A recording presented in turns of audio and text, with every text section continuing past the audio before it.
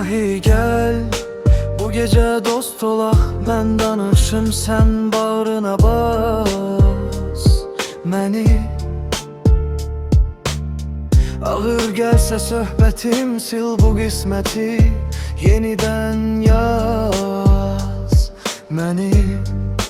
Bu dünyanın gedişatından narazıyam, insanlarından narazıyam, vəfasından tam arzıyam. Heç olmasa gözü tox yaşat məni.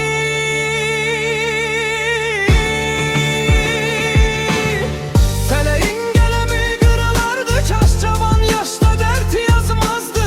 Yazıbsa yazdığı pozulmazdı, dert üstüne gəmi cızmazdı. Fələyin qələmi qırılardı, kaş cavan yaşda dert yazmazdı.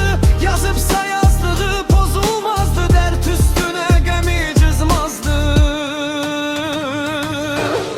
Dözə bilmirəm axı, tükənmişəm və bezmişəm. Götürə bilmirəm axı, canı sulu vaxtımda çəzmişəm. Dözə bilmirəm axı, tükənmişəm və bezmişəm. Götürə bilmirəm axı, canı sulu vaxtımda çəzmişəm. İlahi gəl, bu gecə dost olaq. Mən danışım, sən bağrına bas məni. Ağır gəlsə söhbətim, sil bu qisməti, yenidən yaz məni.